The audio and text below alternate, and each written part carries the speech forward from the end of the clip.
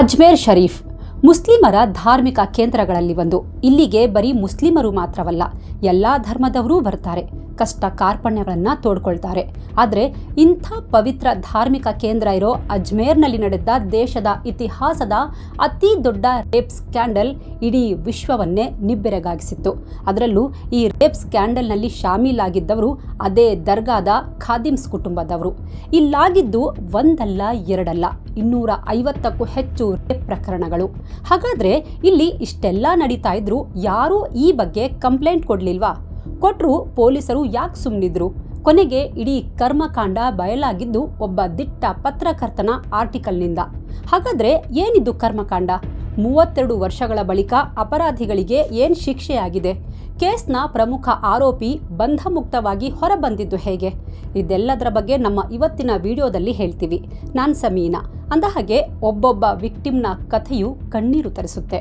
ಇದು very famous Ajmer sex scandal. ನಮ್ಮ ಇವತ್ತಿನ ಕ್ರೈಮ್ ಸ್ಟೋರಿ ಸ್ಟಾರ್ಟ್ ಆಗೋದು ರಾಜಸ್ಥಾನದ ಅಜ್ಮೇರ್ನಿಂದ.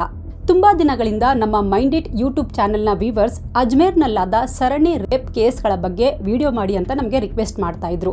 ಹೀಗಾಗಿ ಹಲವು ಆರ್ಟಿಕಲ್ಗಳನ್ನು ರೆಫರ್ ಮಾಡಿ ಕೋರ್ಟ್ ನೀಡಿದ ಆದೇಶವನ್ನು ಸ್ಟಡಿ ಮಾಡಿ ಈ ವಿಡಿಯೋ ಮಾಡ್ತಾ ಇದ್ದೀವಿ.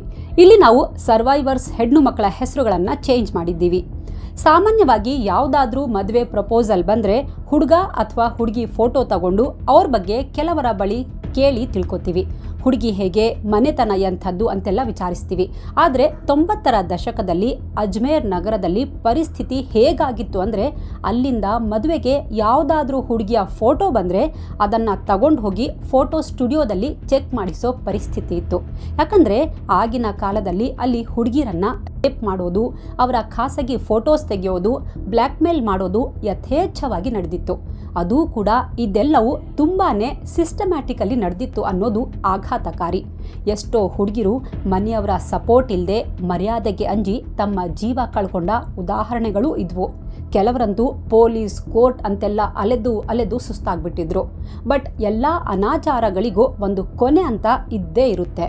ಅದು 20 ಆಗಸ್ಟ್ 2024 ಕೋರ್ಟ್ 6 ಅಪರಾಧಿಗಳಿಗೆ ಜೀವಾವಧಿ ಶಿಕ್ಷೆ ಪ್ರಕಟಿಸಿತ್ತು. ಅಲ್ಲಿಂದ ಮತ್ತೆ ಈ ಪ್ರಕರಣ ದೇಶದ ಗಮನ ಸೆಳೆದಿತ್ತು. 1992ರಲ್ಲಿ ಅತಿ ಅಮಾನುಷ ಕೃತ್ಯ ಎಸಗಿದ್ದ ಅಪರಾಧಿಗಳಿಗೆ 32 ವರ್ಷಗಳ ನಂತರ ಶಿಕ್ಷೆಯಾಗಿತ್ತು. ಈ ವರ್ಡಿಕ್ಟ್ ಬಗ್ಗೆ ಕೇಳಿದ್ದ ಸುಷ್ಮಾ ಎಂಬ ಮಹಿಳೆಯ ಕಣ್ಣಾಲಿಗಳು ತುಂಬಿ ಬಂದಿದ್ವು.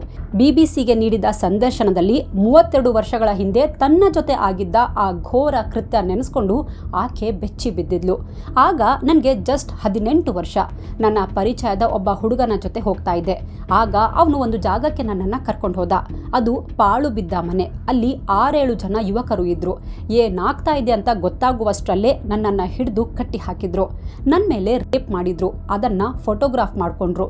ನಾನು ಬಾಯಿ ಬಿಟ್ರೆ ಇದನ್ನು ಬಹಿರಂಗ ಮಾಡ್ತೀವಿ ಅಂತ ಧಮಕಿ ಹಾಕಿದ್ರು. ನಂತರ ಅವರಲ್ಲೊಬ್ಬ ನನಗೆ 200 ರೂಪಾಯಿ ಕೊಟ್ಟ. ಹೋಗಿ ಲಿಪ್ಸ್ಟಿಕ್ ತಗೊಂಡು ಹಚ್ಕೊಂಡು ಮನೆಗೆ ಹೋಗು ಅಂದ. ಈಗ 32 ವರ್ಷಗಳ ಬಳಿಕ ಅವರಿಗೆ ಶಿಕ್ಷೆ ಆಗಿದೆ. ಈಗ ನನಗೆ ನ್ಯಾಯ ಸಿಕ್ಕಿದೆ. ಆದರೆ ಇಷ್ಟು ವರ್ಷಗಳಲ್ಲಿ ನಾನು ಕಳ್ಕೊಂಡಿರೋದು ಮತ್ತೆ ಯಾವತ್ತೂ ವಾಪಸ್ ಬರಲ್ಲ ಅಂತ ಕಣ್ಣೀರು ಹಾಕಿದ್ದಾರೆ. ನಂತರ ನನಗೆ 2 ಬಾರಿ ಮದುವೆ ಆಯಿತು. ಆದರೆ ಅವರಿಗೆ ನನ್ನ ಪಾಸ್ಟ್ ಬಗ್ಗೆ ತಿಳಿದಾಗ ಡಿವೋರ್ಸ್ ಆಗೋಯ್ತು. ಇಷ್ಟು ವರ್ಷ ನಾನು ಸಮಾಜದ ಕೊಂಕು ಮಾತುಗಳನ್ನು ಕೇಳ್ಕೊಂಡೇ ಬದುಕ್ತಾ ಇದ್ದೀನಿ ಅಂತ ಹೇಳ್ತಾ ಗದ್ಗದಿತರಾಗ್ತಾರೆ. ಅಂದಹಾಗೆ 3 ವರ್ಷದ ಹಿಂದೆ ಈ ಪ್ರಕರಣದ ವಿಚಾರಣೆ ನಡೆಯುವಾಗ ಕೋರ್ಟಲ್ಲಿ ಒಂದು ಘಟನೆ ಆಗಿತ್ತು. ಆ ಘಟನೆ ಅಲ್ಲಿದ್ದ ಎಲ್ಲರ ಮನಸ್ಸು ಘಾಸಿಗೊಳಿಸಿತ್ತು. ಕೋರ್ಟ್ ಹಾಲ್ನಲ್ಲಿ ನಿಂತು ಒಬ್ಬ ಮಹಿಳೆ ಜೋರಾಗಿ ಕಿರುಚಿಕೊಂಡು ನಮ್ಮ ಸಿಸ್ಟಮ್ನ ಹುಳುಕು ಬಯಲು ಮಾಡಿದ್ಲು. ಅದು 2021. ಆವತ್ತು ಈ ರಾಕ್ಷಸರಿಂದ ಯಾತನೆಗೊಳಗಾಗಿದ್ದ ಒಬ್ಬ ಸರ್ವೈವರ್ನ ತಾಳ್ಮೆಯ ಕಟ್ಟೆ ಒಡೆದಿತ್ತು. ನ್ಯಾಯಾಲಯದಲ್ಲಿ ನಿಂತು, ನ್ಯಾಯಾಧೀಶರೇ, ನನಗೆ ನ್ಯಾಯ ಬೇಡ, ನನ್ನ ಪಾಡಿಗೆ ನನ್ನನ್ನು ಬಿಟ್ಬಿಡಿ ಸಾಕು. ನಾನು ಕಳೆದ 30 ವರ್ಷದಿಂದ ಇದೇ ನ್ಯಾಯಾಲಯದಲ್ಲಿ ಬಂದು ಪದೇ ಪದೇ ಹೇಳಿದ್ದನ್ನೇ ಹೇಳ್ತಾ ಇದ್ದೀನಿ. ಯಾವ ರೀತಿ ನನ್ನನ್ನು ಹರಿದು ಮುಕ್ಕಿದ್ರು ಅಂತ ಹೇಳಿದ್ದೀನಿ. ಒಂದು ಹೆಣ್ಣಾಗಿ ನನಗೆ ಈ ಜೀವನ ಸಾಕಾಗಿ ಹೋಗಿದೆ. ಇಷ್ಟು ವರ್ಷ ಆದರೂ ಒಬ್ಬ ಹೆಣ್ಣು ಮಗಳಿಗೆ ನ್ಯಾಯ ಸಿಕ್ಕಿಲ್ಲ. ನಾನು ಸ್ಕೂಲ್ನಲ್ಲಿರುವಾಗ ಈ ಕೇಸ್ ಸ್ಟಾರ್ಟ್ ಆಗಿದ್ದು. ನಾನೀಗ ಅಜ್ಜಿ ಆಗಿದ್ದೀನಿ. ಈಗ ನನಗೆ ನಡೆಯೋಕ್ಕೂ ಶಕ್ತಿ ಇಲ್ಲ. ನನಗೆ ಕ್ಷಮಿಸ್ಬಿಡಿ ಅಂತ ಜೋರಾಗಿ ಅಳೋಕೆ ಸ್ಟಾರ್ಟ್ ಮಾಡಿದ್ರು. ನಾನು ಪ್ರತಿ ತಿಂಗಳು ಕೋರ್ಟ್ಗೆ ಬರ್ತಾ ಇದ್ದೀನಿ. ನನ್ನ ಮಕ್ಕಳು ಮೊಮ್ಮಕ್ಕಳು ಕೇಳಿದರೆ ಅವರಿಗೆ ನಾನು ಏನಂತ ಉತ್ತರ ಕೊಡಲಿ? ನಾನು ಯಾಕಾಗಿ ಕೋರ್ಟ್ಗೆ ಹೋಗ್ತಾ ಇರ್ತೀನಿ ಅಂತ ಅವರಿಗೆ ಹೇಳಲಿ ಅಂತ ಕಣ್ಣೀರು ಹಾಕ್ತಾರೆ. ಆ ಕ್ಷಣ ಇಡೀ ನ್ಯಾಯಾಲಯ ಸ್ತಬ್ಧವಾಗಿತ್ತು. ಎಲ್ಲರ ಕಣ್ಣಲ್ಲಿ ನೀರಿತ್ತು. ಯಾರ ಬಳಿಯೂ ಅವಳ ಪ್ರಶ್ನೆಗಳಿಗೆ ಉತ್ತರ ಇರಲಿಲ್ಲ. ಅವಳಿಗೆ ಸಮಾಧಾನ ಮಾಡೋ ಧೈರ್ಯ ಇರಲಿಲ್ಲ. ಇದು ಬರೀ ಒಬ್ಬ ಸುಷ್ಮಾ ಅಥವಾ ನ್ಯಾಯಾಲಯದಲ್ಲಿ ಕಣ್ಣೀರು ಹಾಕಿದ ಮಹಿಳೆಯ ಕಥೆಯಲ್ಲ. ಇಂಥ ಅದೆಷ್ಟೋ ಅಮಾಯಕ ಹೆಣ್ಣು ಮಕ್ಕಳ ಬದುಕು, ಮಾನ ಮರ್ಯಾದೆ ಎಲ್ಲವೂ ಅಜ್ಮೇರ್ನ ಪವಿತ್ರ ನೆಲದಲ್ಲಿ ದಫನ್ ಆಗಿತ್ತು. ಹಾಗಾದರೆ ಏನಿದು ಪ್ರಕರಣ ಅನ್ನೋದನ್ನು ಡೀಟೇಲ್ ಆಗಿ ನೋಡೋಣ. ಅಜ್ಮೇರ್ ರಾಜಸ್ಥಾನದಲ್ಲಿರುವ ಪುಣ್ಯಕ್ಷೇತ್ರ. ಇದನ್ನು ಅಜ್ಮೇರ್ ಶರೀಫ್ ಅಂತ ಕರೀತಾರೆ.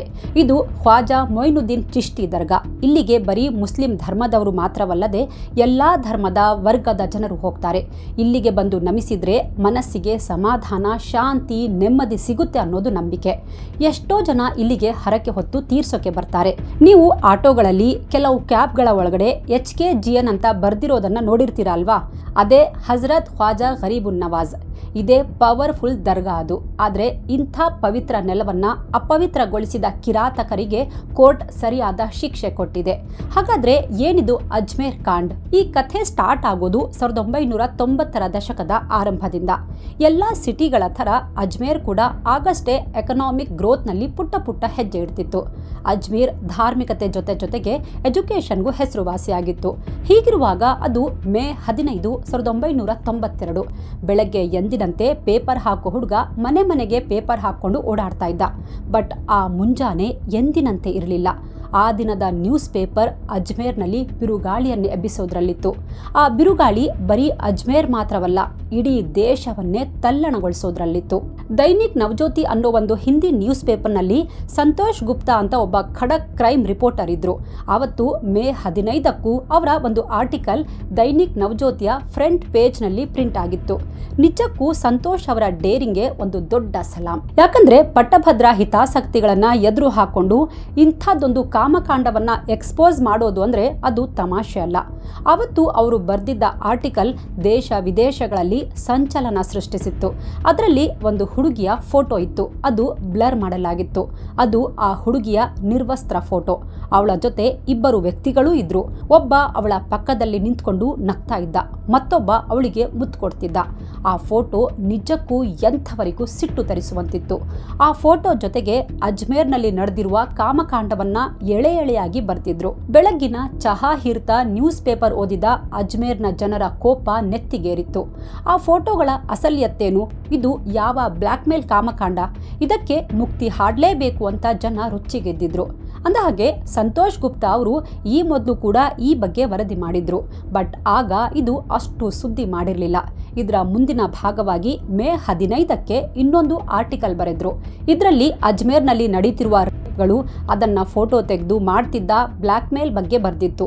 ನೀವು ಇದೇ ರೀತಿ ಇನ್ನಷ್ಟು ಹುಡುಗಿರನ್ನ ನಮ್ಮ ಬಳಿಗೆ ಕರ್ಕೊಂಡು ಬರಬೇಕು, ಇಲ್ಲಾಂದ್ರೆ ನಿಮ್ಮ ಈ ಫೋಟೋ ಎಲ್ರಿಗೂ ಸಿಗೋ ಹಾಗೆ ಮಾಡ್ತೀವಿ ಅಂತ ಹೆದರಿಸ್ತಾ ಇದ್ರು. ಬ್ಲ್ಯಾಕ್ ಮೇಲ್ ಮಾಡೋರು ಈಗಲೂ ಸ್ವಚ್ಛಂದವಾಗಿ ಓಡಾಡ್ತಾ ಇದ್ದಾರೆ. FIR ರಿಜಿಸ್ಟರ್ ಆದ್ರೂ ಪೊಲೀಸರು ಏನೂ ಕ್ರಮ ತಗೊಳ್ತಾ ಇಲ್ಲ ಅಂತ ಹೆಡ್ಲೈನ್ ಬರೆದಿದ್ರು. ಇನ್ನೂ ವಿಪರ್ಯಾಸ ಅಂದ್ರೆ ಅಜ್ಮೇರ್ ದರ್ಗಾದ ಖಾದಿಮ್ಸ್ ಅಂದ್ರೆ ಕೇರ್ ಟೇಕರ್ ಕುಟುಂಬದ ಕೆಲವು ಹುಡುಗರು ಈ ಕಾಮಕಾಂಡದ ಮೇನ್ ಅಕ್ಯೂಸ್ಡ್ ಆಗಿದ್ರು. ಹಾಗಾದ್ರೆ ಆ ರೇಪಿಸ್ಟ್ಗಳು ಯಾರು? ಇವರ ಕಾಮಕಾಂಡಕ್ಕೆ ಬಲಿಯಾದ ಹುಡುಗಿರು ಯಾರು? ಈ ಬಗ್ಗೆ ಗೊತ್ತಾದ್ರೂ ಯಾಕೆ ಪೊಲೀಸರು ಸೈಲೆಂಟ್ ಆಗಿದ್ರು? ಕೊನೆಗೆ ಇವರೆಲ್ಲರನ್ನ ಹೆಡೆಮುರಿ ಹೇಗೆ ಕಟ್ಟಲಾಯಿತು ಅನ್ನೋದು ಸಖತ್ ಇಂಟ್ರೆಸ್ಟಿಂಗ್.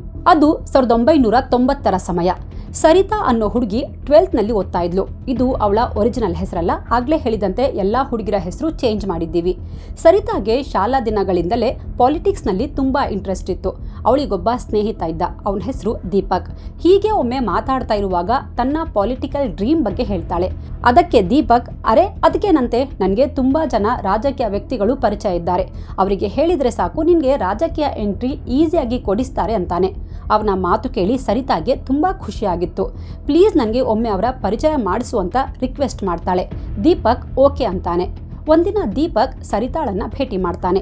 ನಿನ್ಗೆ ಕೆಲವರನ್ನ ಪರಿಚಯ ಮಾಡಿಸ್ತೀನಿ ಅಂತ ಹೇಳ್ತಾ ಮಾತಾಡ್ತಾ ಹೋಗ್ತಾ ಇದ್ದ.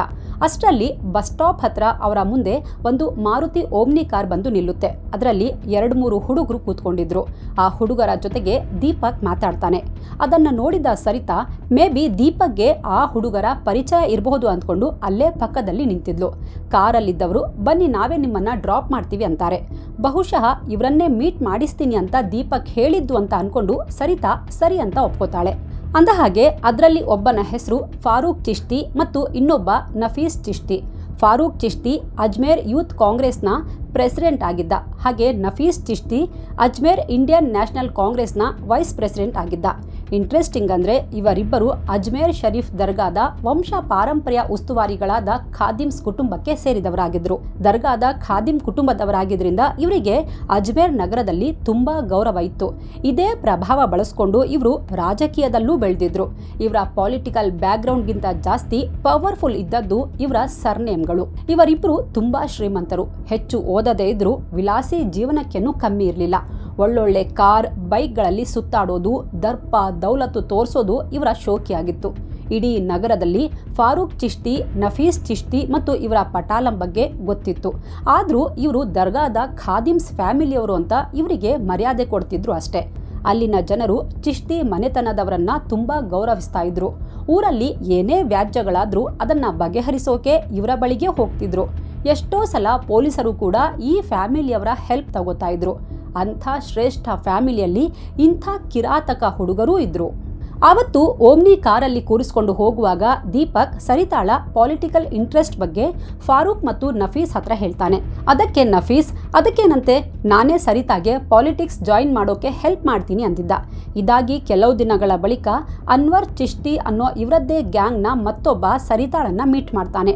ಅಣ್ಣ ಕಳಿಸಿದ್ದಾರೆ, ಪಾರ್ಟಿ ಕೆಲಸಕ್ಕೆ ನಿಮ್ಮ ಹೆಸರು ರೆಫರ್ ಮಾಡಿದ್ದಾರೆ, ಅದಕ್ಕೆ ನಿಮ್ಮ ಪಾಸ್ಪೋರ್ಟ್ ಸೈಜ್ ಫೋಟೋಸ್ ಬೇಕು ಅಂತಾನೆ. ಸರಿ ಅಂತ ಸರಿತಾ ಫೋಟೋಸ್ ಕೊಡ್ತಾಳೆ. ಇದಾದ ನಂತರ ನಫೀಸ್ ಚಿಶ್ತಿ ಸರಿತಾಳನ್ನ ಒಂದೆರಡು ಸಲ ಹೊರಗಡೆ ಮೀಟ್ ಮಾಡ್ತಾನೆ. ಹೀಗೆ ಇಬ್ಬರಲ್ಲೂ ಫ್ರೆಂಡ್ಶಿಪ್ ಶುರುವಾಗಿತ್ತು. ಒಂದಿನ ಸರಿತಾ ಕಾಲೇಜ್ಗೆ ಹೋಗ್ತಾ ಇರುವಾಗ ಫಾರೂಕ್ ಮತ್ತು ಇದೇ ನಫೀಸ್ ತನ್ನ ಓಮ್ನಿ ಕಾರಲ್ಲಿ ಬರ್ತಾರೆ.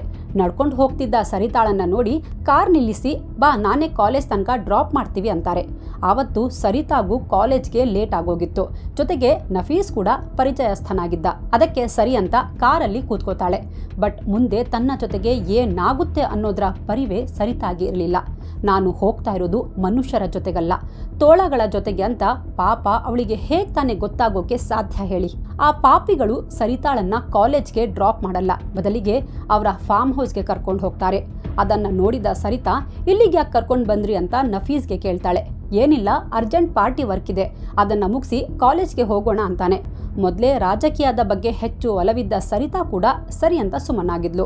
ಆ ಫಾರ್ಮ್ ಹೌಸ್ನಲ್ಲಿ ಹಲವು ದಿನಗಳ ಹಿಂದೆ ಭೇಟಿಯಾಗಿದ್ದ ಅನ್ವರ್ ಚಿಶ್ತಿ ಕೂಡ ಇದ್ದ. ಜೊತೆಗೆ ಮತ್ತೊಬ್ಬ ವ್ಯಕ್ತಿ ಇಶ್ರತ್ ಕೂಡ ಇದ್ದ. ಕಾರ್ ನಿಲ್ಲಿಸಿದ ನಫೀಸ್, ಪಾರ್ಟಿ ಕೆಲಸ ಇದೆ, ಬನ್ನಿ ಮಾತಾಡಬೇಕು ಅಂತ ಹೇಳ್ತಾ ಎಲ್ಲರನ್ನ ಒಂದು ರೂಮ್ಗೆ ಕರ್ಕೊಂಡು ಹೋಗ್ತಾನೆ. ಸರಿತಾ ಕೂಡ ಅವರ ಜೊತೆಗೆ ಒಳಗಡೆ ಹೋಗ್ತಾಳೆ. ಸ್ವಲ್ಪ ಹೊತ್ತಾಗಿತ್ತು ಅಷ್ಟೇ. ನಫೀಸ್ ಇದ್ದಕ್ಕಿದ್ದಂತೆ ಸರಿತಾಳನ್ನ ಗಟ್ಟಿಯಾಗಿ ಹಗ್ ಮಾಡ್ತಾನೆ. ಏನಾಗ್ತಾ ಇದೆ ಅಂತ ಗೊತ್ತಾಗುವಷ್ಟರಲ್ಲಿ ಕಿಸ್ ಮಾಡೋಕೆ ಸ್ಟಾರ್ಟ್ ಮಾಡ್ತಾನೆ. ಅವನ ಸಡನ್ ಆ್ಯಕ್ಟ್ನಿಂದ ಸರಿತಾ ವಿಚಲಿತಳಾಗಿದ್ಲು. ಫುಲ್ ಹೆದರಿ ಬಿಡ್ತಾಳೆ. ತಕ್ಷಣ ಅವನನ್ನ ತಳ್ಳಿ ಸರಿತಾ ಆ ರೂಮ್ನಿಂದ ಹೊರಗಡೆ ಬಂದ್ಬಿಡ್ತಾಳೆ. ಅವಳ ಹಿಂದೆ ನಫೀಸ್ ನಗ್ತಾ ನಗ್ತಾ ಓಡ್ಬರ್ತಾನೆ. ಅವನಿಂದ ಬಿಡಿಸ್ಕೊಳ್ಳುವಾಗ ಸರಿತಾಳ ದುಪಟ್ಟ ರೂಮ್ನಲ್ಲಿ ಬಿದ್ದೋಗಿತ್ತು. ಪಾಪ ಅದನ್ನ ಎತ್ಕೊಂಡು ಇಲ್ಲಿಂದ ಹೊರಟು ಹೋಗೋಣ ಅಂತ ಸರಿತಾ ಮತ್ತೆ ರೂಮ್ಗೆ ಹೋಗ್ತಾಳೆ. ಅವಳು ಒಳಗೆ ಹೋದ ಕೂಡಲೇ ನಫೀಸ್ ಕೂಡ ಒಳಗಡೆ ಬಂದು ರೂಮ್ ಲಾಕ್ ಮಾಡಿಬಿಡ್ತಾನೆ. ಈಗ ಅವಳು ಬಿಡಿಸ್ಕೊಳ್ಳೋಕೆ ಚಾನ್ಸೇ ಇರಲಿಲ್ಲ. ನಾನು ಮನೆಗೆ ಹೋಗಬೇಕು, ಪ್ಲೀಸ್ ನನ್ನನ್ನು ಬಿಟ್ಬಿಡಿ ಅಂತ ಕಿರ್ಚೋಕೆ ಶುರು ಮಾಡ್ತಾಳೆ. ಇಲ್ಲಿ ನಿನ್ನ ಕಿರ್ಚಾಟ ಕೇಳೋರು ಯಾರೂ ಇಲ್ಲ. ನಾನು ಹೇಳಿದ ಹಾಗೆ ಮಾಡಲಿಲ್ಲ ಅಂದರೆ, ನಮಗೆ ಸಹಕರಿಸಲಿಲ್ಲ ಅಂದರೆ ಇಲ್ಲೇ ಸಾಯಿಸಿ ಹೂತಾಕ್ಬಿಡ್ತೀನಿ ಅಂತ ಧಮಕಿ ಹಾಕ್ತಾನೆ. ಅವಳ ಮೇಲೆ ಮೃಗದಂತೆ ಎರಗಿದ್ದ ನಫೀಸ್ ಅವಳ ಬಟ್ಟೆ ಹಾಕಿದ್ದ. ಬಿಡಿಸ್ಕೊಳ್ಳೋಕೆ ಪ್ರಯತ್ನಿಸಿದ ಸರಿತಾ ಮೇಲೆ ಹಲ್ಲೆ ಮಾಡ್ತಾನೆ. ಅಕ್ಷರಶಃ ಅವಳನ್ನ ಹರಿದು ಮುಕ್ಕಿದ್ದ. ಪಾಪ, ರಾಜಕೀಯದ ಕನಸು ಕಂಡು ಅವನನ್ನ ನಂಬಿ ಬಂದಿದ್ದ ಸರಿತಾ ಅವನ ಕಾಮದಾಹಕ್ಕೆ ಬಲಿಯಾಗಿದ್ಲು. ಅಲ್ಲೇ ಇದ್ದ ಇತರರು ಇದನ್ನೆಲ್ಲ ಫೋಟೋ ತೆಗೆದಿದ್ರು. ನೀನು ಇಲ್ಲಿ ನಡೆದಿದ್ದನ್ನ ಯಾರಿಗಾದ್ರೂ ಹೇಳಿದ್ರೆ ನಿನ್ನ ಮತ್ತು ನಿನ್ನ ಕುಟುಂಬದವರನ್ನ ಕೊಲೆ ಮಾಡಿಬಿಡ್ತೀವಿ ಅಂತ ಆವಾಜ್ ಹಾಕ್ತಾರೆ. ಪಾಪ, ಇವರ ದೌರ್ಜನ್ಯಕ್ಕೆ ಹೆದರಿದ ಆ ಹುಡುಗಿ ಯಾರಿಗೂ ಏನೂ ಹೇಳ್ದೆ ಸುಮ್ಮನಾಗಿದ್ಲು. ಆಗ ನಮ್ಮ ಸಮಾಜದ ಪರಿಸ್ಥಿತಿಯೂ ಹಾಗಿತ್ತು.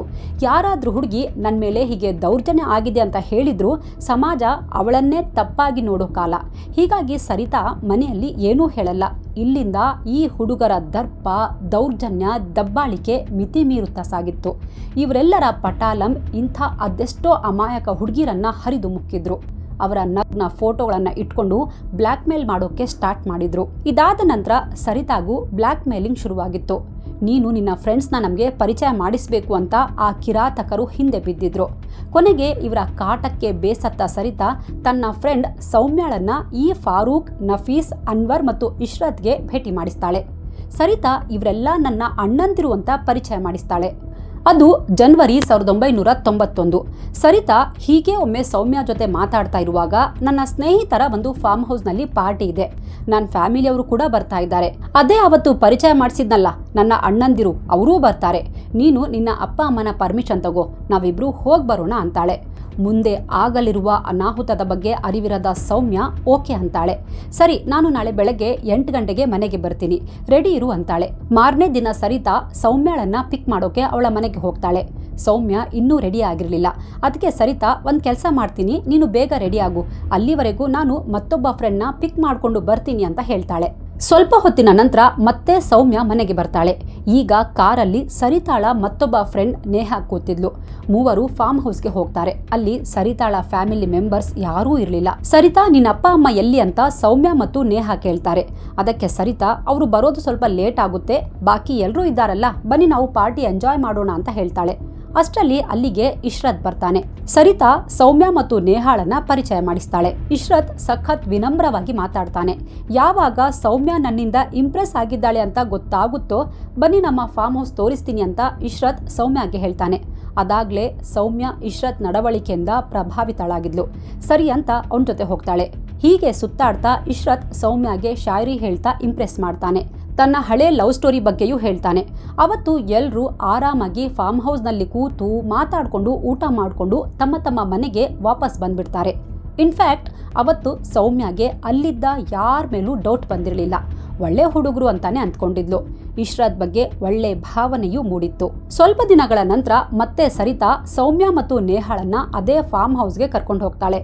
ಮತ್ತೆ ಸೌಮ್ಯಾಳನ್ನ ಇಶ್ರತ್ ಮೀಟ್ ಮಾಡ್ತಾನೆ. ಇಬ್ಬರು ಏಕಾಂತದಲ್ಲಿ ಕೆಲ ಕಾಲ ಕಳೀತಾರೆ.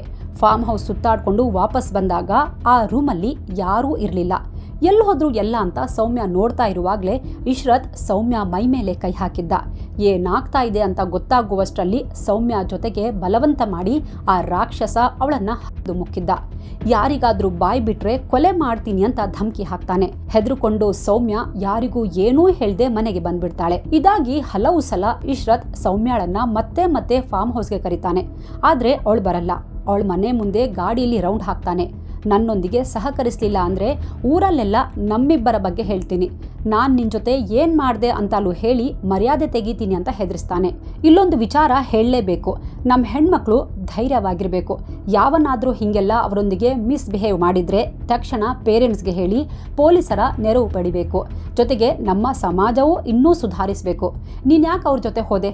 ನೀನು ಯಾಕೆ ಅಷ್ಟೊಂದು ಸೋಷಿಯಲ್ ಆಗಿ ಇರ್ತೀಯ? ನೀನು ಯಾಕೆ ಆ ಥರ ಬಟ್ಟೆ ಹಾಕ್ತೀಯ? ನೀನು ಯಾಕೆ ಪಾರ್ಟಿಗೆ ಹೋದೆ? ಇವೆಲ್ಲ ಪ್ರಶ್ನೆಗಳನ್ನು ಹೆಣ್ಣು ಮಕ್ಕಳಿಗೆ ಕೇಳೋಕ್ಕೂ ಮೊದಲು ನಮ್ಮಲ್ಲಿರೋ ಹಲವು ರಾಕ್ಷಸ ಗಂಡು ಮನಸ್ಸುಗಳನ್ನು ಸರಿ ಮಾಡಬೇಕು. ಹೆಣ್ಣು ನಿನ್ನ ಭೋಗದ ವಸ್ತು ಅಲ್ಲ, ಅವಳಿಗೂ ಈ ಸಮಾಜದಲ್ಲಿ ಬದುಕೋಕೆ ನಿನ್ನಷ್ಟೇ ಹಕ್ಕಿದೆ. ಹೆಣ್ಣು ಗಂಡಿಗೆ ಗುಲಾಮಳಲ್ಲ. ಹೆಣ್ಣನ್ನು ಗೌರವಿಸು. ಅವಳು ನೋ ಅಂದರೆ ಅದು ನೋ ಅಂತಾನೇ ಅರ್ಥ. ಯಾವತ್ತೂ ಯಾವುದಕ್ಕೂ ಬಲವಂತ ಮಾಡಕೂಡ್ದು ಅನ್ನೋ ಮನೋಭಾವನೆ ಗಂಡು ಮಕ್ಕಳಲ್ಲಿ ಬೆಳೆಸಬೇಕು. ಪಾಪ, ಇಂಥ ಕಾಮುಕರಿಂದ ದೌರ್ಜನ್ಯಕ್ಕೊಳಗಾದ ಆ ಹೆಣ್ಣು ಮಕ್ಕಳ ಮನಸ್ಥಿತಿ, ದೈಹಿಕ ಸ್ಥಿತಿ ಹೇಗಿರಬೇಡ? ಜಸ್ಟ್ ಒಂದು ಸಲ ಯೋಚನೆ ಮಾಡಿ. ಅಂಥದ್ರಲ್ಲಿ ಅವಳ ತನ್ನವರೂ ಕೂಡ ಸಾಥ್ ಕೊಡಲಿಲ್ಲ ಅಂದರೆ ಅವಳೇನು ಮಾಡಬೇಕು? ಅದೇ ಪರಿಸ್ಥಿತಿಯಲ್ಲಿ ಅವತ್ತು ಸರಿತಾ, ಸೌಮ್ಯಾಳಂತಹ ಅದೆಷ್ಟೋ ಹೆಣ್ಣು ಮಕ್ಕಳಿದ್ರು.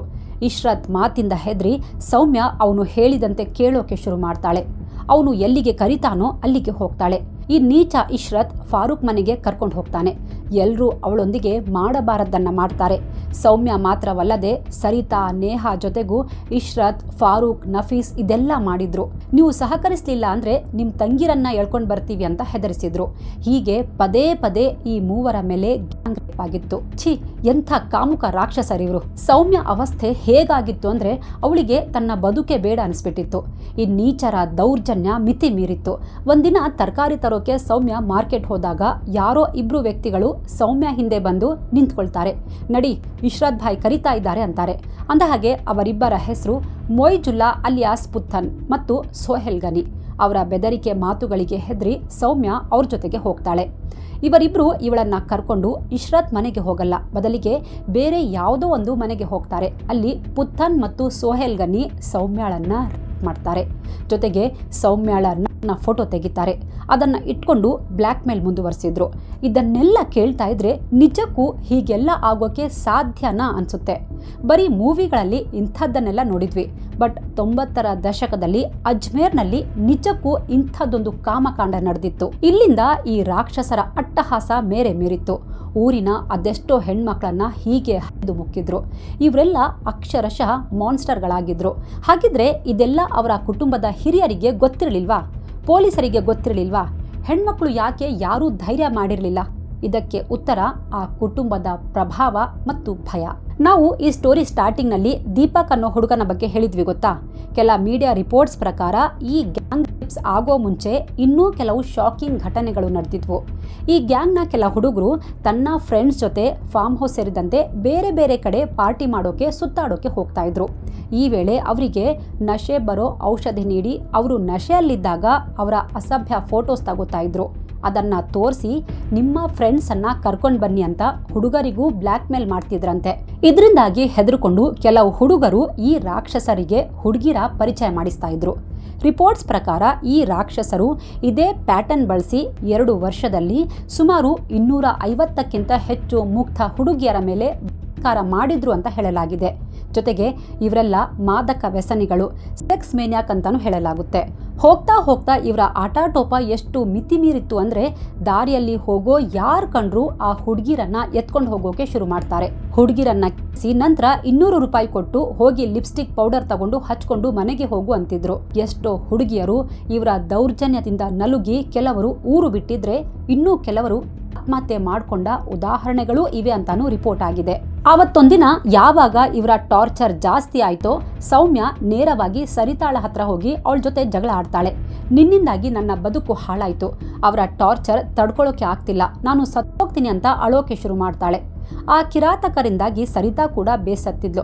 ಅದಕ್ಕೆ ಧೈರ್ಯ ಮಾಡಿ ಇದಕ್ಕೆಲ್ಲ ಕೊನೆ ಹಾಡಲೇಬೇಕು ಅಂತ ನಿರ್ಧರಿಸ್ತಾರೆ. ಇಬ್ರು ಆವತ್ತೇ ಹೋಗಿ ಒಬ್ಬ ಪೊಲೀಸ್ ಕಾನ್ಸ್ಟೇಬಲ್ರನ್ನ ಭೇಟಿ ಮಾಡ್ತಾರೆ. ಅವರ ಹೆಸರು ರಾಜೇಂದ್ರನ್. ಆ ರಾಕ್ಷಸರ ಬಗ್ಗೆ ಎಲ್ಲ ಡೀಟೇಲ್ ಆಗಿ ಹೇಳ್ತಾರೆ. ರಾಜೇಂದ್ರನ್ ಇವರಿಬ್ಬರ ಮಾತು ಕೇಳಿ ಶಾಕ್ ಆಗಿದ್ರು. ಸರಿತಾ ಮತ್ತು ಸೌಮ್ಯ ರಿಕ್ವೆಸ್ಟ್ ಮಾಡ್ತಾರೆ, ಕೇಸ್ ಮಾಡೋದೆಲ್ಲ ಬೇಡ, ಅವರ ಹತ್ರದಿಂದ ನಮ್ಮ ಫೋಟೋಸ್ ಕೊಡಿಸಿದ್ರೆ ಸಾಕು ಅಂತ ಮನವಿ ಮಾಡ್ತಾರೆ.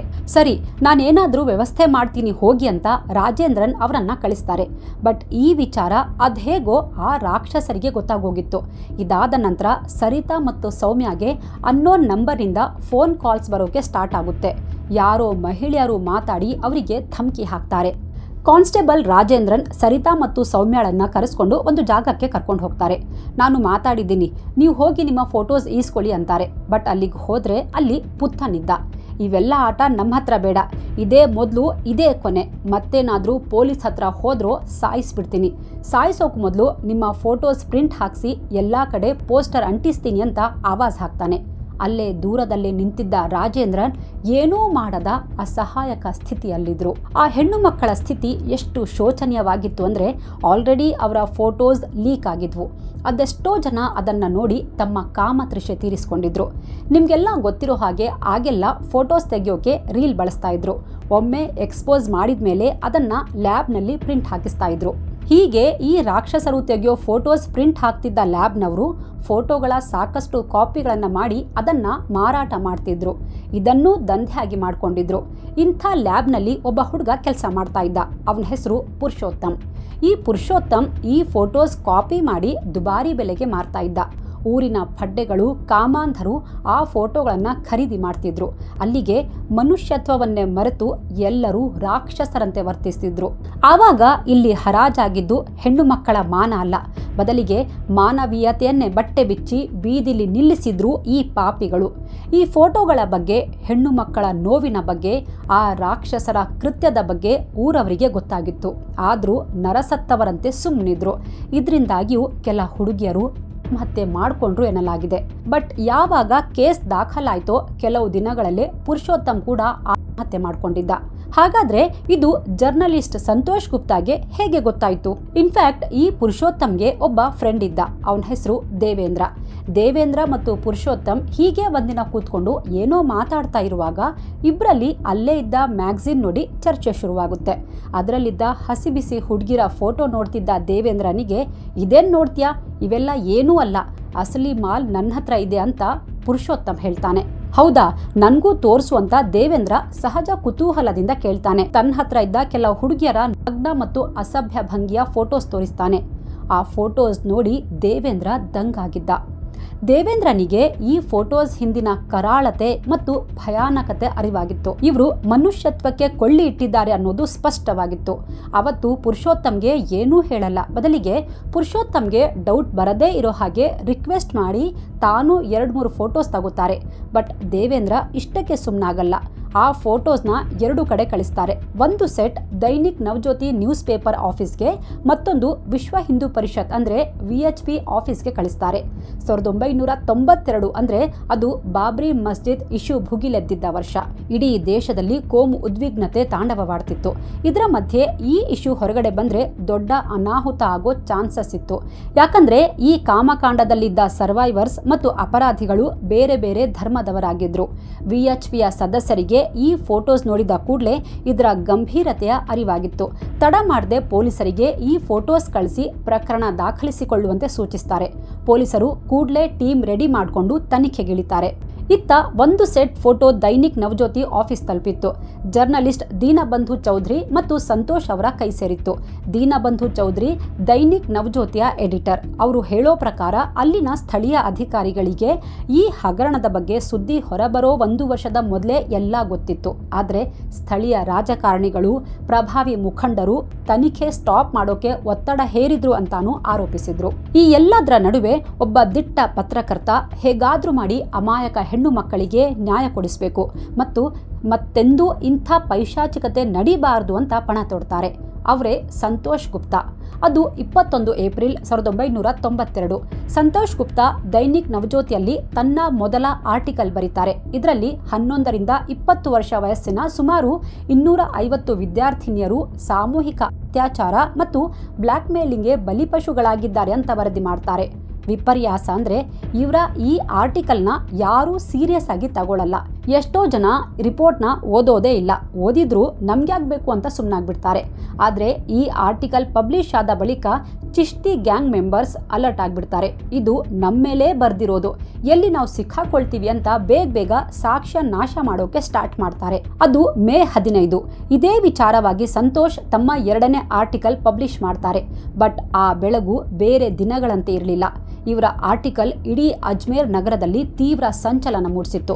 ಎಲ್ಲೆಡೆ ಆಕ್ರೋಶ ವ್ಯಕ್ತವಾಗಿತ್ತು. ಅದು ಎಷ್ಟರ ಮಟ್ಟಿಗೆ ಅಂದರೆ ಕಾಮಾಂಧರನ್ನ ಅರೆಸ್ಟ್ ಮಾಡಬೇಕು ಅಂತ ಒತ್ತಾಯಿಸಿ ಅಜ್ಮೇರ್ ನಗರ ಬಂದ್ ಮಾಡಿ ಪ್ರತಿಭಟನೆಗಳು ಸ್ಟಾರ್ಟ್ ಆಗಿದ್ವು.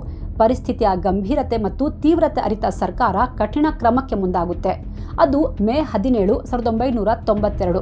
NSA ಅಂದರೆ ನ್ಯಾಷನಲ್ ಸೆಕ್ಯೂರಿಟಿ ಆಕ್ಟ್ ಪ್ರಕಾರ ಈ ರಾಕ್ಷಸರ ವಿರುದ್ಧ ವಾರೆಂಟ್ ಇಶ್ಯೂ ಮಾಡಲಾಯಿತು. DSP Hariprasad Sharma FIR register ಮಾಡ್ತಾರೆ. ತನಿಖೆ ಸ್ಟಾರ್ಟ್ ಆಗುತ್ತೆ. ಮುಖ್ಯ ಆರೋಪಿಗಳಾಗಿದ್ದ ಫಾರೂಕ್ ಚಿಶ್ತಿ ಮತ್ತು ನಫೀಸ್ ಚಿಶ್ತಿ ಆಡಳಿತಾರೂಢ ಯೂತ್ ಕಾಂಗ್ರೆಸ್ನ ಪ್ರಮುಖ ನಾಯಕರಾಗಿದ್ದರು ಮತ್ತು ದರ್ಗಾದ ಪ್ರಭಾವಿ ಕುಟುಂಬದ ಹಿನ್ನೆಲೆ ಹೊಂದಿದ್ರು. ಸಾಕ್ಷ್ಯ ನಾಶಪಡಿಸುವ ಮತ್ತು ಸಂತ್ರಸ್ತೆಯರನ್ನ ಬೆದರಿಸುವ ಸಾಧ್ಯತೆ ಇತ್ತು. ಹಾಗಾಗಿ ಈ ಕೇಸ್ನ CIDಗೆ ಟ್ರಾನ್ಸ್ಫರ್ ಮಾಡ್ತಾರೆ. CID ತನಿಖೆ ಮಾಡಿ ಈ ಪ್ರಕರಣದಲ್ಲಿ ಒಟ್ಟು 8 ಆರೋಪಿಗಳು ಅಂತ ವರದಿ ಸಿದ್ಧಪಡಿಸ್ತಾರೆ. ನಂತರ ಮತ್ತೆ 10 ಆರೋಪಿಗಳನ್ನು ಆ್ಯಡ್ ಮಾಡ್ತಾರೆ. ಅಲ್ಲಿಗೆ ಒಟ್ಟು 18 ಆರೋಪಿಗಳಾಗ್ತಾರೆ. ಇಲ್ಲಿಂದ ಇವರ ವಿರುದ್ಧ ಮೊಕದ್ದಮೆ ಸ್ಟಾರ್ಟ್ ಆಗುತ್ತೆ. ಬಟ್ ಇಲ್ಲಿ ನಮ್ಮ ವ್ಯವಸ್ಥೆಯ ಅವಸ್ಥೆ ನೋಡಿ. ಈ ಪ್ರಕರಣ ಮುಗಿಯೋಕೆ ಬರೋಬ್ಬರಿ 32 ವರ್ಷ ಬೇಕಾಯಿತು. Justice delayed is justice denied ಅಂತಾರಲ್ಲ, ಹಾಗೆ ಅಪರಾಧಿಗಳಿಗೆ ಶಿಕ್ಷೆ ಆಗುವಷ್ಟರಲ್ಲಿ ಎಷ್ಟೋ ಹುಡುಗಿಯರ ಬದುಕೆ ಮುಗ್ದಿತ್ತು. CID ತನಿಖೆ ಚುರುಕುಗೊಳಿಸಿತ್ತು. ಈ ಎಲ್ಲ ರೇಪ್ ಪ್ರಕರಣಗಳು 1990ರಿಂದ 92 ಮಧ್ಯೆ ನಡೆದಿದ್ದು. CID ಹೇಳೋ ಪ್ರಕಾರ 250ಕ್ಕಿಂತ ಹೆಚ್ಚು ಹುಡುಗಿಯರ ರೇಪ್ ಮಾಡಲಾಗಿತ್ತು. ಇದರಲ್ಲಿ ಹಲವು ಗ್ಯಾಂಗ್ ರೇಪ್ ಕೂಡ ಶಾಮೀಲಾಗಿದ್ವು. ಇಲ್ಲಿಂದ CIDಗೆ ಅಸಲಿ ಚಾಲೆಂಜಸ್ ಶುರುವಾಗಿತ್ತು. CID ಮೊದಲು ರೇಪ್ ವಿಕ್ಟಿಮ್ಗಳನ್ನ, ಅದರಲ್ಲಿ ಬದುಕಿರೋರನ್ನ ಹುಡುಕ್ಬೇಕಿತ್ತು. ಆಮೇಲೆ ಅವರನ್ನ ಕನ್ವಿನ್ಸ್ ಮಾಡಬೇಕಿತ್ತು. FIR ರಿಜಿಸ್ಟರ್ ಮಾಡಿಸೋಕೆ ಒಪ್ಪಿಸಬೇಕಿತ್ತು. ಯಾಕಂದ್ರೆ ಹುಡುಗಿಯರು ಮರ್ಯಾದೆಗೆ ಅಂಜಿ ಬಲಿಷ್ಠರ ಕ್ರೌರ್ಯಕ್ಕೆ ಹೆದರಿ ಪೊಲೀಸರ ಮುಂದೆ ಬರೋಕೆ ತಯಾರೇ ಇರಲಿಲ್ಲ. ಒಂದ್ ವೇಳೆ ಧೈರ್ಯ ಮಾಡಿ ಮುಂದೆ ಬಂದರೂ ಪೊಲೀಸರ ಪ್ರಶ್ನೆಗಳು, ನ್ಯಾಯಾಲಯದಲ್ಲಿ ಎಲ್ಲರ ಮುಂದೆ ನಡೆಯೋ ವಿಚಾರಣೆ, ಡೇಟ್ ಮೇಲೆ ಡೇಟ್, ಪ್ರತಿ ಸಲ ಹೋಗಿ ಕೋರ್ಟಲ್ಲಿ ನಿಂತ್ಕೋಬೇಕು, ಸಂವೇದನಾಶೀಲತೆ ಇಲ್ಲದೆ ಅಡ್ವೊಕೇಟ್ ಕೇಳೋ ಪ್ರಶ್ನೆಗಳು, ಇವೆಲ್ಲವುಗಳಿಂದ ಹೆದರಿ ಎಷ್ಟೋ ಹೆಣ್ಣು ಮಕ್ಕಳು ಕಂಪ್ಲೇಂಟ್ ದಾಖಲಿಸೋಕೆ ಒಪ್ಪಲ್ಲ. ಸಿಐಡಿ ತಮ್ಮ ಬಳಿ ಇದ್ದ ಫೋಟೋಸ್ ನೋಡಿ ಸರ್ವೈವರ್ಸ್ನ ಐಡೆಂಟಿಫೈ ಮಾಡ್ತಾರೆ. ಮೀಡಿಯಾ ರಿಪೋರ್ಟ್ಸ್ ಪ್ರಕಾರ ಸುಮಾರು 30 ಹುಡುಗಿರನ್ನ ಪೊಲೀಸರು ಗುರುತಿಸಿದ್ರು. ಅವರ ಜೊತೆಗೆ ಹಲವು ಬಾರಿ ಮಾತಾಡ್ತಾರೆ. ಅವರ ಭರವಸೆ ಗೆದ್ದು ಅವರಲ್ಲಿ ಧೈರ್ಯ ತುಂಬುತ್ತಾರೆ. ಕೊನೆಗೆ 30ರಲ್ಲಿ 16 ಹುಡುಗಿಯರು FIR ರಿಜಿಸ್ಟರ್ ಮಾಡಿಸೋಕೆ ಸ್ಟೇಟ್ಮೆಂಟ್ ಕೊಡೋಕೆ ಒಪ್ಕೋತಾರೆ. ನಂತರ ಇವರಲ್ಲಿ 13ರಿಂದ 14 ಹುಡುಗಿಯರು ಯೂಟರ್ನ್ ಹೊಡೆದು ಬಿಡ್ತಾರೆ. ಪೊಲೀಸರು ಸಾಕಷ್ಟು ಹರಸಾಹಸ ಪಟ್ಟು 18 ಜನರ ವಿರುದ್ಧ ಚಾರ್ಜ್ ಶೀಟ್ ಸಿದ್ಧಪಡಿಸ್ತಾರೆ. ಎಲ್ಲ 18 ಜನರ ಮೇಲೆ ಬೇರೆ ಬೇರೆ ಸೆಕ್ಷನ್ ಅಡಿಯಲ್ಲಿ ಕೇಸ್ಗಳಿದ್ವು. ಒಬ್ಬರ ಮೇಲೆ ಅತ್ಯಾಚಾರ ಕೇಸ್ ಫೈಲ್ ಆದರೆ ಮತ್ತೊಬ್ಬನ ಮೇಲೆ ಬ್ಲ್ಯಾಕ್ ಮೇಲ್, ಕಿರುಕುಳ, ಸಾಕ್ಷ್ಯನಾಶ, ಅಸ್ವಾಭಾವಿಕ ಲೈಂಗಿಕ ದೌರ್ಜನ್ಯ ಸೇರಿದಂತೆ ಬೇರೆ ಬೇರೆ ಸೆಕ್ಷನ್ಗಳ ಅಡಿಯಲ್ಲಿ ಕೇಸ್ ದಾಖಲಾಗಿದ್ವು. ಎಲ್ಲ ಆರೋಪಿಗಳನ್ನ ಬೇರೆ ಬೇರೆ ಕಡೆಯಿಂದ ಅರೆಸ್ಟ್ ಮಾಡ್ತಾರೆ. ಇನ್ನೂ ಕೆಲವರು ತಾವಾಗೆ ಸರೆಂಡರ್ ಆಗ್ತಾರೆ. 1992ರಲ್ಲಿ ಇಂದಿನಂತೆ ಪೋಕ್ಸೋ ಕಾಯ್ದೆ ಇರಲಿಲ್ಲ. ಹೀಗಾಗಿ ಸೆಕ್ಷನ್ 273ರ ಪ್ರಕಾರ ಆರೋಪಿಗಳ ಮುಂದೆ ವಿಕ್ಟಿಮ್ ಸಾಕ್ಷಿ ಹೇಳಬೇಕಿತ್ತು. ಅವರ ಮುಂದೆ ಸ್ಟೇಟ್ಮೆಂಟ್ ರೆಕಾರ್ಡ್ ಮಾಡಬೇಕಾಗಿತ್ತು. ಈ ವೇಳೆ ಅಕ್ಯೂಸ್ಡ್ ಪರ ಅಡ್ವೊಕೇಟ್ ಕೌಂಟರ್ ಕ್ವಶನ್ ಮಾಡೋ ಅಧಿಕಾರ ಕೂಡ ಇತ್ತು. ಅಲ್ಲಿಗೆ ಅತ್ಯಾಚಾರಕ್ಕೊಳಗಾದ ಅಪ್ರಾಪ್ತ ಬಾಲಕಿಯರು ತಮ್ಮ ಮೇಲೆ ಅತ್ಯಾಚಾರ, ದೌರ್ಜನ್ಯ ಎಸಗಿದ ಆರೋಪಿಗಳಾದ ಫಾರೂಕ್ ಚಿಶ್ತಿ ಮತ್ತು ಗ್ಯಾಂಗ್ ಎದುರೇ ಕೋರ್ಟ್ನಲ್ಲಿ ಸಾಕ್ಷಿ ಹೇಳಬೇಕಿತ್ತು. ಇದು ಸಂತ್ರಸ್ತೆಯರಲ್ಲಿ ತೀವ್ರ ಭಯ ಮತ್ತು ಮಾನಸಿಕ ಆಘಾತವನ್ನು ಉಂಟುಮಾಡಿತ್ತು. ಇದೇ ಕಾರಣಕ್ಕೆ ಹಲವು ಹುಡುಗಿಯರು ಸಾಕ್ಷಿ ಹೇಳೋಕೆ ಹಿಂಜರಿತಾರೆ. ಇನ್ನು ನಮ್ಮ ಸಿಸ್ಟಮ್ನ ಲೋಪ ಹೇಗಿದೆ ಅಂದರೆ, ಈ ಪ್ರಕರಣದ ಹಲವು ಆರೋಪಿಗಳು ಎಸ್ಕೇಪ್ ಆಗಿದ್ರು. ಪ್ರತಿ ಸಲ ಆರೋಪಿಗಳನ್ನ ಅರೆಸ್ಟ್ ಮಾಡಿದಾಗ ಅಥವಾ ಸರೆಂಡರ್ ಆದಾಗ ಸರ್ವೈವರ್ಸ್ ಕೋರ್ಟ್ಗೆ ಬಂದು ಆರೋಪಿಗಳ ಮುಂದೆ ಸ್ಟೇಟ್ಮೆಂಟ್ ರೆಕಾರ್ಡ್ ಮಾಡಬೇಕಿತ್ತು. ಮತ್ತೆ ಮೊದಲಿಂದ ಟ್ರಯಲ್ ಸ್ಟಾರ್ಟ್ ಆಗ್ತಿತ್ತು. ಪೊಲೀಸರಿಗೆ ಸ್ಟೇಟ್ಮೆಂಟ್ ಕೊಡೋಕೆ ಒಪ್ಕೊಂಡಿದ್ದ 2-3 ಹುಡುಗಿರು ಹಲವಾರು ವರ್ಷಗಳ ಕಾಲ ಪದೇ ಪದೇ ಕೋರ್ಟಲ್ಲಿ ಆರೋಪಿಗಳ ಮುಂದೆ ಸೇಮ್ ಸ್ಟೇಟ್ಮೆಂಟ್ ಕೊಡ್ತಾ ಇದ್ರು. ಈ ಹಿಂದೆ ಅವ್ರ ಮೇಲೆ ಆದ ದೌರ್ಜನ್ಯ ಹೇಗಾಯಿತು, ಎಲ್ಲಾಯಿತು, ಏನು ಮಾಡಿದ್ರು, ಯಾರೆಲ್ಲ ಇದ್ರು, ಎಷ್ಟು ಸಲ ಆಯಿತು, ಹೇಗೆಲ್ಲ ಆಯಿತು ಎಲ್ಲವನ್ನ ಮತ್ತೆ ನೆನಪಿಸ್ಕೊಂಡು ಹೇಳಬೇಕಿತ್ತು. ಆ ಟ್ರಾಮಾ ಅವರನ್ನು ಜೀವಂತ ಕೊಂದು ಹಾಕುವಂತಿತ್ತು. ಅದು ಮೇ 18, 1998 ಅಜ್ಮೇರ್ ಸೆಷನ್ಸ್ ನ್ಯಾಯಾಲಯ ಈ ಪ್ರಕರಣಕ್ಕೆ ಸಂಬಂಧಿಸಿದಂತೆ ಮೊದಲ ತೀರ್ಪು ನೀಡಿತ್ತು. 8 ಆರೋಪಿಗಳಿಗೆ ಜೀವಾವಧಿ ಶಿಕ್ಷೆ ವಿಧಿಸಿತ್ತು. Moizulla alias Puttan, Ishrat Ali, Syed Anwar Chishti, Shamsuddin alias Maradona, Parvez Ansari, Mahesh Ludhani, Kailash Soni ಮತ್ತು ಹರೀಶ್ ತೋಲಾನಿಗೆ ಜೀವಾವಧಿ ಶಿಕ್ಷೆ ನೀಡಿ ಆದೇಶ ನೀಡಿತ್ತು. ನಂತರ 2001ರಲ್ಲಿ ಇವರೆಲ್ಲ ರಾಜಸ್ಥಾನ್ ಹೈಕೋರ್ಟ್ಗೆ ಮೇಲ್ಮನವಿ ಸಲ್ಲಿಸ್ತಾರೆ. ವಿಚಾರಣೆ ನಡೆಸಿದ ರಾಜಸ್ಥಾನ್ ಹೈಕೋರ್ಟ್ 2001ರಲ್ಲಿ ಪರ್ವೇಜ್ ಅನ್ಸಾರಿ, ಮಹೇಶ್ ಲುಧಾನಿ, ಕೈಲಾಶ್ ಸೋನಿ ಮತ್ತು ಹರೀಶ್ ತೋಲಾನಿ 4ರನ್ನ ಸಾಕ್ಷ್ಯಾಧಾರಗಳ ಕೊರತೆಯಿಂದಾಗಿ ಖುಲಾಸೆಗೊಳಿಸಿತು. ಪುತ್ತನ್, ಇಶ್ರತ್ ಅಲಿ, ಅನ್ವರ್ ಚಿಶ್ತಿ ಮತ್ತು ಶಂಶುದ್ದೀನ್ ಉರ್ಫ್ ಮರ್ಡೋನಾ ಅವರ ಅಪರಾಧವನ್ನ ಕೋರ್ಟ್ ಎತ್ತಿ ಹಿಡಿದು ಶಿಕ್ಷೆ ಮುಂದುವರೆಸಿತು. ಇವರೆಲ್ಲ ಈ ತೀರ್ಪಿನ ವಿರುದ್ಧ ಸುಪ್ರೀಂ ಕೋರ್ಟ್ ಮೆಟ್ಟಿಲೇರಿದ್ರು. ಸುಪ್ರೀಂ ಕೋರ್ಟ್ ಪುತ್ತನ್, ಇಶ್ರತ್ ಅಲಿ, ಅನ್ವರ್ ಚಿಶ್ತಿ ಮತ್ತು ಶಂಶುದ್ದೀನ್ ಈ 4 ಆರೋಪಿಗಳ ಅಪರಾಧವನ್ನ ಎತ್ತಿ ಹಿಡಿತು. ಆದರೆ ಅವರ ಜೀವಾವಧಿ ಶಿಕ್ಷೆಯನ್ನ 10 ವರ್ಷಗಳ ಕಠಿಣ ಜೈಲು ಶಿಕ್ಷೆಗೆ ಕಡಿತಗೊಳಿಸಿ ಆದೇಶ ನೀಡಿತು. ಇದೆಲ್ಲದರ ನಡುವೆ ನಮ್ಮ ನ್ಯಾಯ ವ್ಯವಸ್ಥೆಯ ಅಪಹಾಸ್ಯವೂ ನಡೆದಿತ್ತು. ಈ ಸ್ಕ್ಯಾಂಡಲ್ನ ಪ್ರಮುಖ ಸೂತ್ರಧಾರ ಫಾರೂಕ್ ಚಿಶ್ತಿ ಬಿಡುಗಡೆಯಾಗಿದ್ದ. ಇದಕ್ಕೆ ಕಾರಣ ಕೇಳಿದ್ರೆ ನೀವು ನಗ್ತೀರಾ. ಫಾರೂಕ್ ಒಬ್ಬ ಮಾನಸಿಕ ರೋಗಿ ಅಂತ ಕಾರಣ ನೀಡಲಾಗಿತ್ತು. ಇದರಿಂದಾಗಿ ಅವನ ವಿರುದ್ಧ ತಡವಾಗಿ ವಿಚಾರಣೆ ಸ್ಟಾರ್ಟ್ ಆಗಿತ್ತು. 2007ರಲ್ಲಿ ಫಾಸ್ಟ್ ಟ್ರ್ಯಾಕ್ ಕೋರ್ಟ್ ಫಾರೂಕ್ ಚಿಶ್ತಿಗೆ ಜೀವಾವಧಿ ಶಿಕ್ಷೆ ವಿಧಿಸುತ್ತೆ. ಬಟ್ ಈ ಶಿಕ್ಷೆ ವಿರುದ್ಧ ಮೇಲ್ಮನವಿ ಸಲ್ಲಿಸಲಾಗುತ್ತೆ. ರಾಜಸ್ಥಾನ್ ಹೈಕೋರ್ಟ್ ಆತನ ಅಪರಾಧವನ್ನ ಎತ್ತಿ ಹಿಡಿದಿತ್ತು. ಆದರೆ ಶಿಕ್ಷೆಯ ಅವಧಿಯನ್ನ ಆತ ಈಗಾಗಲೇ ಜೈಲಲ್ಲಿ ಕಳೆದ ಸಮಯಕ್ಕೆ ಕಡಿತಗೊಳಿಸಿ ಬಿಡುಗಡೆ ಮಾಡೋಕೆ ಆದೇಶಿಸಿತು. 2013ರಲ್ಲಿ ಇವನು ಜೈಲಿಂದ ಆಚೆ ಬಂದ್ಬಿಟ್ಟ. ಎಂಥ ವ್ಯವಸ್ಥೆ ರೀ ನಮ್ಮದು. ರೇಪ್ ಅಪರಾಧಿ ಇಷ್ಟು ಮುಕ್ತವಾಗಿ ಹೊರಗೆ ಬರ್ತಾನೆ ಅಂದರೆ ಇದು ನ್ಯಾಯ ವ್ಯವಸ್ಥೆಯ ಗೇಲಿ ಅಲ್ವಾ. ಇಷ್ಟೆಲ್ಲ ಪ್ರಹಸನಗಳು ಮುಗಿಯುವಷ್ಟರಲ್ಲಿ 32 ವರ್ಷಗಳು ಕಳೆದು ಹೋಗಿದ್ವು. ಆಗಸ್ಟ್ 20, 2024ಕ್ಕೆ ವಿಶೇಷ ನ್ಯಾಯಾಲಯ ಬಾಕಿ ಉಳಿದಿದ್ದ ಪ್ರಕರಣದ ಅಂತಿಮ ವಿಚಾರಣೆ ನಡೆಸಿ ನಫೀಸ್ ಚಿಶ್ತಿ, ನಸೀಂ ಅಲಿಯಾಸ್ ಟಾರ್ಜನ್, ಸಲೀಂ ಚಿಶ್ತಿ, ಇಕ್ಬಾಲ್ ಭಾಟಿ, ಸೊಹೇಲ್ ಘನಿ ಮತ್ತು ಸೈಯದ್ ಜಮೀರ್ ಹುಸೇನ್ ಸೇರಿದಂತೆ 6 ಆರೋಪಿಗಳಿಗೆ ಜೀವಾವಧಿ ಶಿಕ್ಷೆ ವಿಧಿಸಿ ಆದೇಶ ನೀಡಿತ್ತು. ಜೊತೆಗೆ ತಲಾ 5 ಲಕ್ಷ ರೂಪಾಯಿ ದಂಡ ವಿಧಿಸಿತ್ತು. ಮತ್ತೊಬ್ಬ ಆರೋಪಿ ಜಹೂರ್ ಚಿಶ್ತಿ ವಿರುದ್ಧ ಅಸ್ವಾಭಾವಿಕ ಲೈಂಗಿಕ ದೌರ್ಜನ್ಯದ ಆರೋಪ ಸಾಬೀತಾಗಿತ್ತು. ಈತನ ಪ್ರಕರಣವನ್ನು ಮತ್ತೊಂದು ನ್ಯಾಯಾಲಯಕ್ಕೆ ವರ್ಗಾಯಿಸಲಾಯಿತು. ಇವನ ಕೇಸ್ ಇನ್ನೂ ನಡೀತಾ ಇದೆ.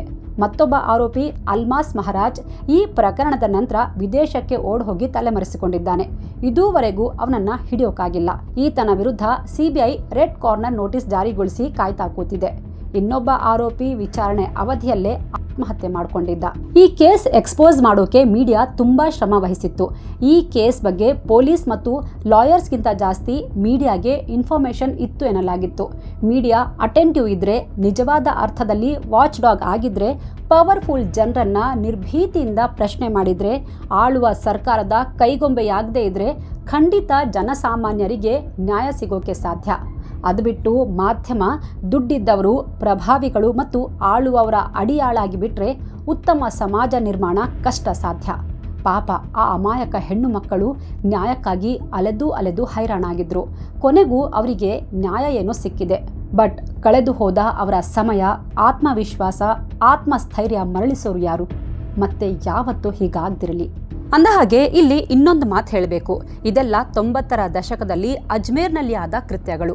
ಹಾಗಂತ ಇದಕ್ಕೂ ಪವಿತ್ರ ಅಜ್ಮೇರ್ ಶರೀಫ್ ದರ್ಗಾಗೂ ಯಾವುದೇ ಸಂಬಂಧವಿಲ್ಲ.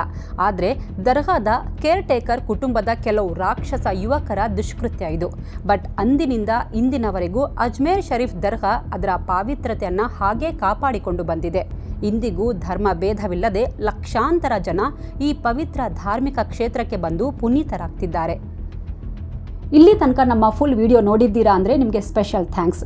ನಿಮ್ಮೆಲ್ಲರ ಈ ಸಪೋರ್ಟ್ನಿಂದಾಗಿ ನಮಗೆ ಈ ರೀತಿಯ ಸ್ಟೋರಿ ಮಾಡೋಕ್ಕೆ ಮೋಟಿವೇಶನ್ ಸಿಗುತ್ತೆ. ಒಂದು ಪ್ರಕರಣದ ತನಿಖೆ ಆಗಿ ಆರೋಪಿಗಳಿಗೆ ಶಿಕ್ಷೆ ಆದಂತಹ ಕೇಸ್ಗಳನ್ನು ಸ್ಟಡಿ ಮಾಡಿ ಹಲವು ಆರ್ಟಿಕಲ್ಗಳು, ನ್ಯಾಯಾಲಯದ ಜಜ್ಮೆಂಟ್ ಆಧರಿಸಿ ವಿಡಿಯೋ ಮಾಡ್ತೀವಿ. ಕೆಲವೊಮ್ಮೆ ಸಣ್ಣ ಪುಟ್ಟ ತಪ್ಪಾಗಿದ್ದರೆ ದಯವಿಟ್ಟು ಕ್ಷಮಿಸಿ. ಇಲ್ಲಿ ಯಾರನ್ನೂ ಡಿಫೇಮ್ ಮಾಡೋ ಉದ್ದೇಶ ನಮ್ಮದಲ್ಲ. ನಾವು ಹೇಳೋದು ಇಷ್ಟೇ, ಅಪರಾಧಿಗಳು ಯಾರೇ ಇದ್ರೂ, ಯಾವುದೇ ಧರ್ಮದವರಾಗಿದ್ರೂ ಅವರು ಅಪರಾಧಿಗಳೇ. ಅವರು ಇರಬೇಕಾದ ಜಾಗ ಒಂದೇ, ಅದು ಜೈಲ್. ಅಂಥ ಕ್ರಿಮಿನಲ್ಗಳನ್ನು ಯಾರೂ ಯಾವತ್ತಿಗೂ ಸಪೋರ್ಟ್ ಮಾಡಬಾರ್ದು. ನಿಮಗೆ ನಮ್ಮ ಈ ಕ್ರೈಮ್ ವಿಡಿಯೋಸ್ ಇಷ್ಟ ಆದರೆ ಶೇರ್ ಮಾಡಿ. Thank you so much. Take care.